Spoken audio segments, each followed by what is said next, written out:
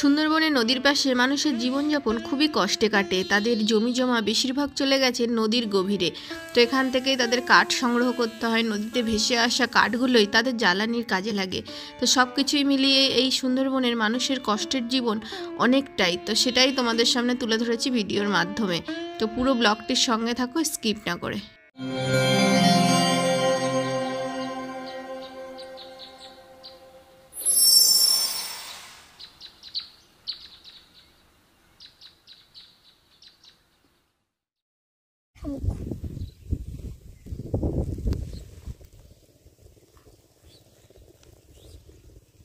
মুখ আটকে দিল, আমাকে দেখো মুখ আটকে দিয়েছে। এই আরেকটা ছোট্ট শামুক, এইখান থেকে জল বের হয়, সেই জল যাওয়ার জায়গায় দেখো শামুক মাছ সব এসে বসে থাকে, আর এখানেই আটল পাতা হয়।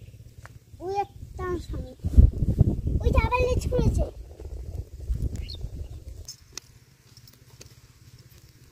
তো বন্ধুরা, চলে এসেছি নতুন একটা ব্লগ ভিডিও নিয়ে। আর তোমাদের সামনে চলে এসেছি সুন্দরবনের গ্রামীণ জীবন নিয়ে। নদীর পাশে গড়ে ওঠা গ্রামগুলোর সুন্দর সুন্দর দৃশ্য, তাদের জীবনযাপন সবই তুলে ধরবো ভিডিওর মাধ্যমে। তো এখানে দেখো দাঁড়িয়ে আছি, আর এতটা পরিমাণ বর্ষা হয়েছে, বর্ষার কারণে যে জমিতে ধান ফেলা হয়েছিল, তো তার চারা দেখো খুব একটা বেশি হয়নি। তো প্রচুর বর্ষার কারণে অনেক সময় চারা নষ্ট হয়ে যায়। তো সেই সময় প্রচুর জমি এখানে পুরো নদীর গা বরাবর, তো বিদ্যাধরী নদীর পাশেই। তো সব কিছুই দেখাবো ব্লগের মাধ্যমে। তো পুরো ব্লগটা দেখতে থাকো স্কিপ না করে। তো মাঠের মধ্যে থেকে মাঠের রাস্তায় হেঁটে চলেছি। এখন দেখো এই যে চিহ্নগুলো সব কাদা রাস্তায় হেঁটে খুব কষ্ট করে মানুষ যায় মাছ ধরতে, জমি জমায় যে চাষাবাদ হয় সব কিছুই করতে এখান থেকেই যায়। তো এই রাস্তাটা পুরোটাই এখন শুকনো হয়ে গেছে, দুদিন রোদ হচ্ছে সেজন্যে শুকনো হয়ে আছে কিছুটা। তো সেই সবগুলোই দেখা যাচ্ছে এখন। তো চলো পুরো ব্লগটার সঙ্গে। আর এখন দেখো কেমন দেখাচ্ছে চারিদিকের পরিবেশটা।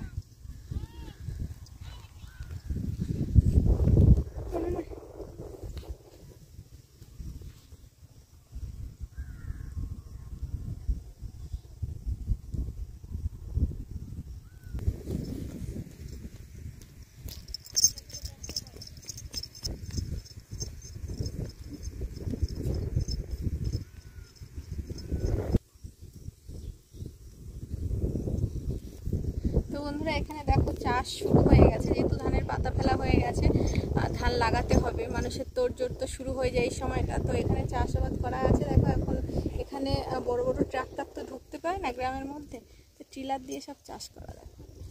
চলো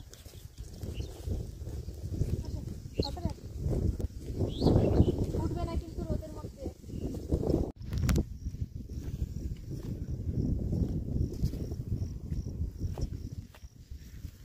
আর এখানে দেখো পাখির হাত থেকে বাঁচানোর জন্য ধানগুলোকে কত কষ্ট করে ধানের পাতা রাখা হয়। দেখো পাখির হাত থেকে বাঁচার জন্য এখানে সব কারেন্ট চাল দিয়ে উপরে টানানো আছে, যাতে পাখি তুলে না নিয়ে যেতে পারে যে ধানের বীজগুলো।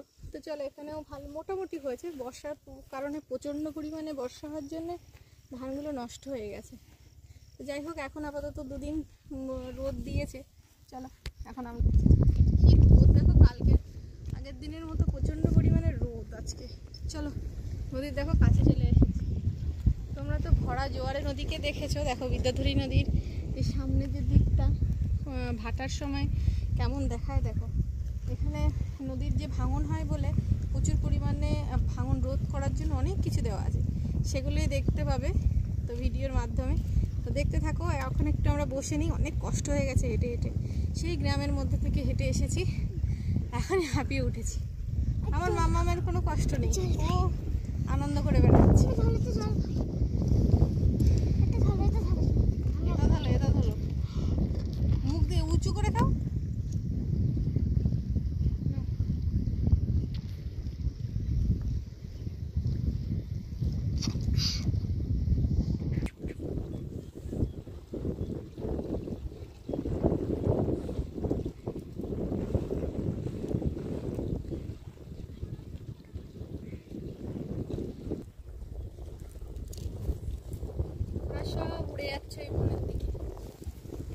সামনে নদীর সামনে বসে আছি, এখন ভাটার সময়।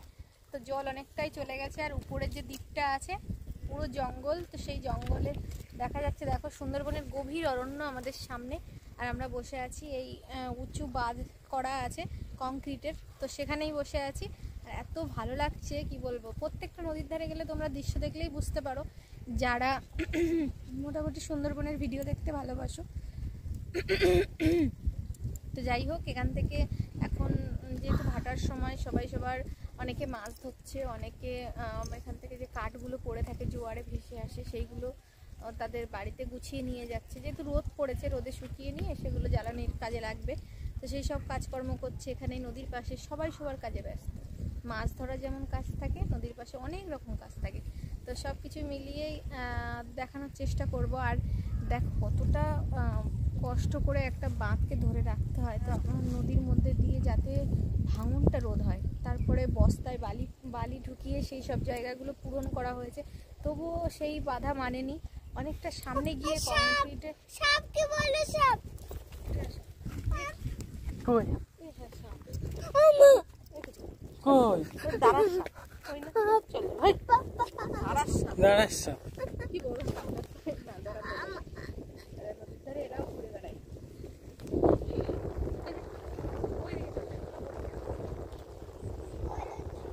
ওইখানে থাকে, ওরাও ঘুরে বেড়ায় না, ওরা কামড়ায় না, ওরা ঘুরে বেড়ায় নদীর পাশে। এখানে ইঁদুর থাকে, তারপরে এই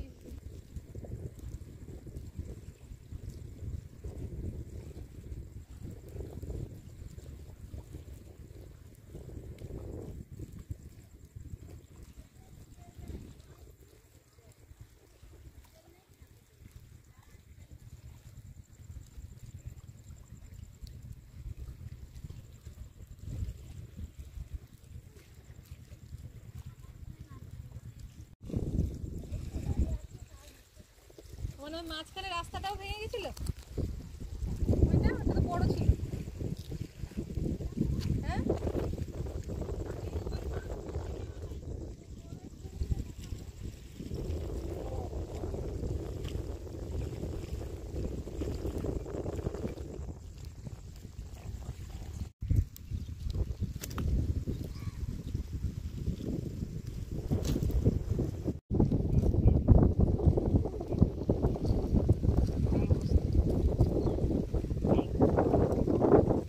যাবো, ওইদিকে যাবো, তো রাস্তা দেখছি।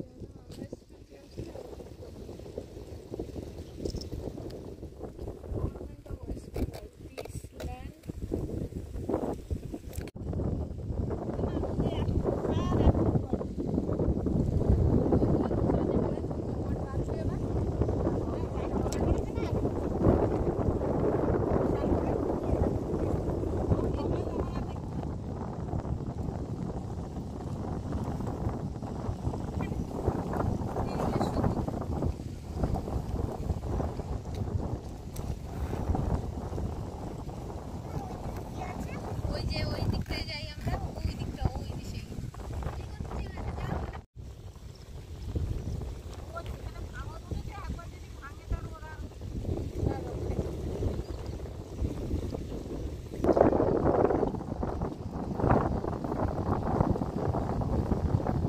কয়েকদিন আগে পর্যন্ত এখানে এসেছি, বাঁধটা পুরো বড় ছিল। আজকে আসার সাথে সাথে দেখি বাঁধটা এতটাই ভাঙন ধরেছে, এই বাঁধের কিছুটা অংশ ধসে পড়ে গেছিল। তারপর এখান থেকে জমির মাটি কেটে তারপর এই বাঁধ দেওয়া হচ্ছে। এখন দেখো পাইলন করা হচ্ছে চারিদিকে। এই পাইলনের জন্যই হয়তো নদী ভাঙন আটকানোর চেষ্টা করছে, প্রত্যেক বছরই হয়।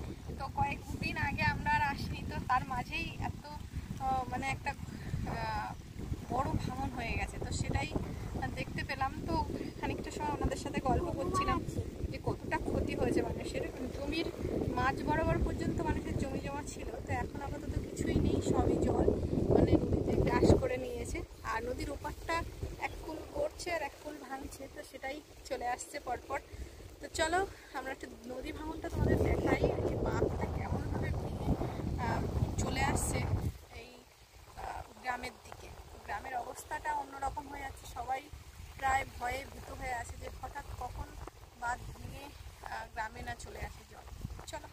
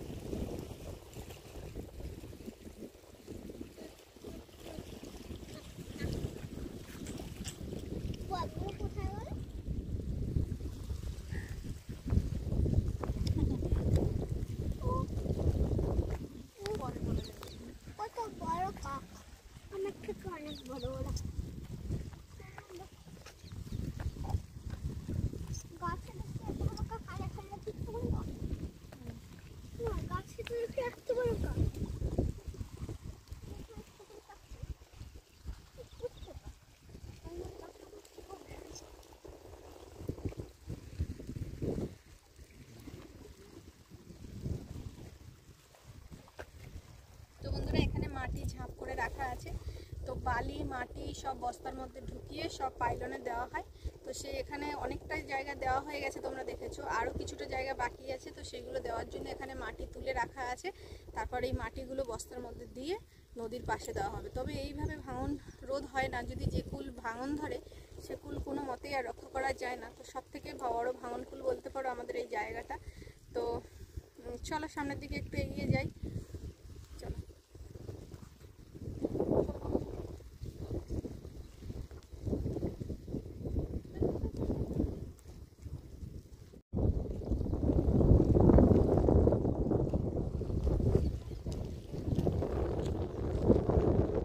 তো বন্ধুরা চলো আমরা এবার বাড়ির দিকে এগোচ্ছি। আর এখানে দেখো ধানের যে চারাগুলো করা হয়েছে, তো সেই এটা হচ্ছে ধান বাগান বলে। তো সেখানে জমি চাষ করার জন্য টিলারগুলো সব দাঁড় করানো আছে। আর জমিটা দেখো চারিদিকে এখনও চাষ হওয়া বাকি আছে, যেহেতু টিলারে একটা চাষ দিয়ে টিলারকে বেঁধে রাখা হয়েছে, যেহেতু ঝড় বৃষ্টি হচ্ছে সব সময়ের মতো। আর নদীর পাশে দেখো ছোট্ট একটা বাড়ি, আর বাড়িটায় কত সুন্দরভাবে রাখা গরু ছাগল হাঁস মুরগি সব কিছুই আছে। তো আমরা যখন এই পাশ দিয়ে আসি, এই রাস্তাটা এখানে ওনাদের বাড়ির উপরেই গাড়িটা রেখে তারপর অনেকটা দূর হেঁটে গিয়ে নদীর ধারে যাই। তো যাই হোক, অনেক দিনের চেনা পরিচিত, আমরা সব সময় আসি। আর এখানে দেখো মুরগিগুলো কি করছে, একটা গ্রাম্য পরিবেশের বাড়িঘর যেমন হয় তো সেটাই। আমাদের সুন্দরবনে কিছু কিছু বাড়িঘর হয়তো উন্নত হয়েছে এখনকার সময়, কিন্তু কিছু কিছু বাড়িঘর সেই গ্রাম্য পরিবেশের একটা অন্যরকম চিত্র তুলে ধরে। তো যাই হোক, তোমাদের সঙ্গে শেয়ার করার চেষ্টা করলাম ভিডিওর মাধ্যমে। যদি ভিডিওটি ভালো লেগে থাকে অবশ্যই লাইক কমেন্ট শেয়ার করো। আর হ্যাঁ, তোমাদের কেমন লাগছে ভিডিওটা অবশ্যই কমেন্ট করো। আর এখানে দেখো সেই যে বড় নদীটা দেখলে, সেই ছোট্ট নদীটা গ্রামের মধ্যে থেকে বয়ে চলেছে।